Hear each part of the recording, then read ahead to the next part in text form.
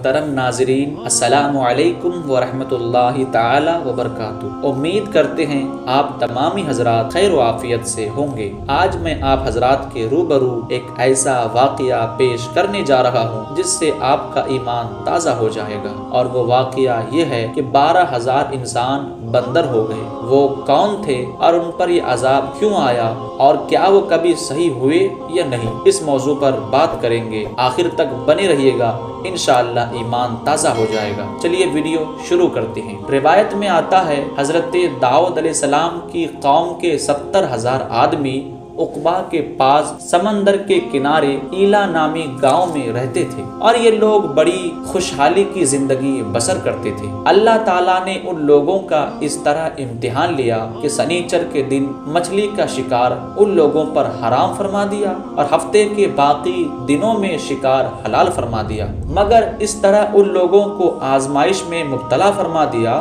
کہ سنیچر کے دن بے شمار مچھلیاں آتی تھی اور دوسرے دنوں میں نہیں آتی تھی۔ تو شیطان نے ان لوگوں کا یہ ہلا بتا دیا کہ سمندر سے کچھ نالیاں نکال کر خشکی میں چند ہاؤس بنا لو، اور جب سنیچر کے دن ان نالیوں کے ذریعے مچھلیاں ہاؤس میں آ جائے تو نالیوں کا منہ بند کر دو اور اس دن کا شکار نہ کرو، بلکہ دوسرے دن آسانی کے ساتھ ان مچھلیوں کو پکڑ لو۔ ان لوگوں کو یہ شیطانی ہلا بازی پسند آ گئی، اور ان لوگوں نے یہ نہیں سوچا کہ جب مچھلیاں نالیوں اور حوضوں میں مقید ہو گئے تو یہی ان کا شکار کرنا ہوا، تو سنیچر ہی کے دن ان کا شکار کرنا پایا گیا جو ان کے لیے حرام تھا۔ اسی لیے موقع پر ان یہودیوں کے 3 گروہ ہو گئے۔ کچھ لوگ ایسے تھے جو شکار کے اس شیطانی ہلا سے منع کرتے تھے اور ناراض و بیزار ہو کر شکار سے باز رہے۔ کچھ لوگ اس کام کو دل سے برا جان کر خاموش رہے، دوسروں کو منع نہ کرتے تھے، بلکہ منع کرنے والوں سے یہ کہتے تھے تم لوگ ایسی قوم کو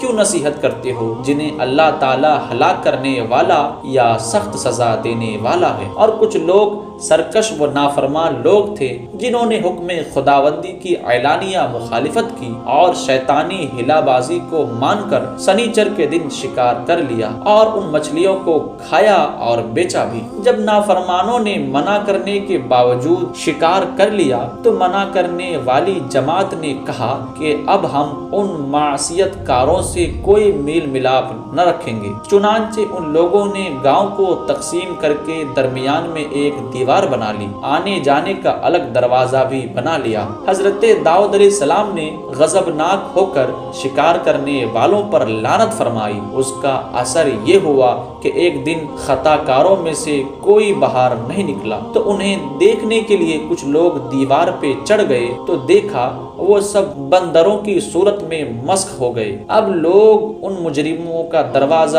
کھول کر اندر داخل ہوئے تو وہ بندر اپنے رشتہ داروں کو پہچانتے تھے اور ان کے پاس آ کر ان کے کپڑوں کو سونگتے تھے اور زاروں کا تار روتے تھے، مگر لوگ ان بندر بن جانے والوں کو نہیں پہچانتے تھے۔ ان بندر بن جانے والوں کی تعداد 12,000 تھی۔ یہ سب 3 دن تک زندہ رہے اور اس درمیان میں کچھ بھی کھا پی نہ سکے، بلکہ یوں ہی بھوکے پیاسے سب کے سب ہلاک ہو گئے۔ شکار سے منع کرنے والا گروہ ہلاکت سے سلامت رہا، اور صحیح قول یہ ہے کہ دل سے برا جان کر خاموش رہنے والوں کو بھی اللہ تعالیٰ نے ہلاکت سے بچا لیا۔ دوستو، اس ویڈیو سے، اس واقعے سے ہمیں ایک سبق ملتا ہے، اور وہ یہ ہے کہ اللہ اور اس کے رسول کی کبھی نافرمانی نہیں کرنی چاہیے۔ جو اللہ کا حکم ہو، اس کے رسول کا حکم ہو، ہمیں اس کے مطابق عمل کرنا چاہیے۔ دوستو، معلومات اچھی لگی ہو تو ہماری ویڈیو کو لائک ضرور کریں۔ انشاءاللہ ملتے ہیں اگلی ویڈیو میں، تب تک کے لیے خدا حافظ۔